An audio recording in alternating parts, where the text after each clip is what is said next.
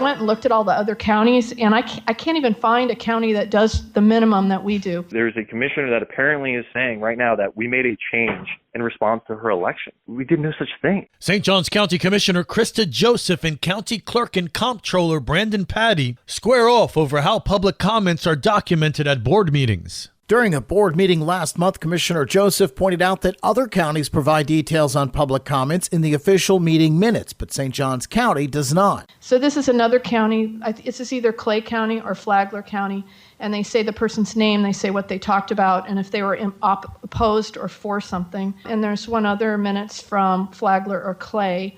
And then I went back in ours, and, it's really historical. I mean, I went back to 2016, and they talked about Beth Woods Bartram Trail Library to give thanks to, breakfast held in honor of first responders. And then October 18, 2022 was the last real minutes that were written, like we should be writing them. And then November 1st, they became what they are today. What happened between November 1st, 2022 and October 18th, 2022?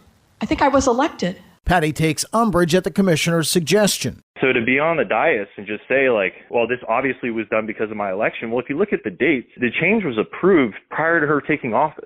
I emailed the commissioners prior to her taking office because in line with when it was approved, so it was a timely email saying, hey, this is what's coming up. Let me know if you have any questions. So this is all done before she took office. So she was wrong about saying that it was done after she was sworn in. Now what she will say is the first minutes that came out were after she was being elected, but the changes were already made. They were already announced. And then again, heard nothing about this. This change was done in October of 22. First contact I had with it was in January 2024 by her campaign manager. Patty says the decision to remove public comments from the meeting minutes was made to streamline the process. We have limited resources, limited staff.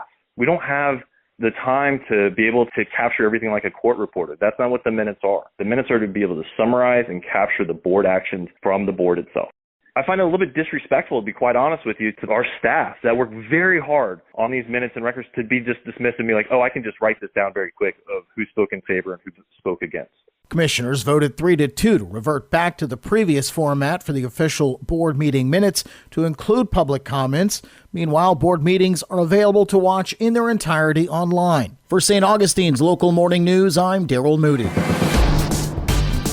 This local news is a service of your hometown Toyota dealer, Beaver Toyota US 1 St. Augustine, here to wow you. St. Johns County Beach Services need beach toll attendants. Applications for the position are being accepted from January 8th through the 10th between 9 a.m. and 3 p.m. Pay for attendance starts at $12.90 hourly but can go as high as $15.05 based on experience and the level of responsibility an attendant is willing to take on. And shifts will be about 5 hours long depending on the weather. The season will begin mid-February and end the last weekend in September. Toll attendants will be responsible for selling vehicle beach access passes and providing customer service for St. Johns County beach visitors. In 2025, attendants will begin using handheld card readers and scanning vehicle barcodes. Those interested in the position are encouraged to visit the St. Johns County Beach Services office at 901 Pope Road. For St. Augustine's Local Morning News, I'm Karen Johnson.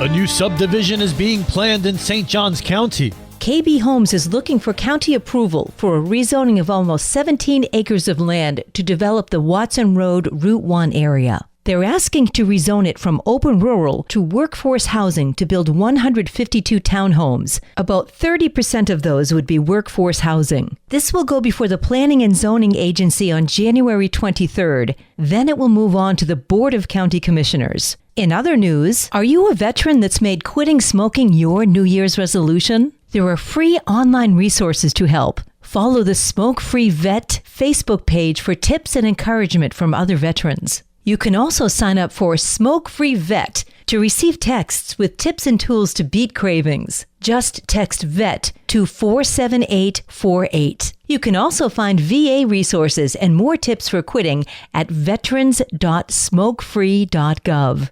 If you've always wanted to get more involved in local government, here's your chance. St. Johns County is looking for volunteers to join boards and committees like the Architectural Review Committee, Housing Finance Authority, Recreation Advisory Board, and the Tourist Development Council, just to name a few. To get more information, log on to sjcfl.us. For St. Augustine's Local Morning News, I'm Liz Ryan. And now you're up to date with St. Augustine's Local Morning News. I'm Rich Carroll.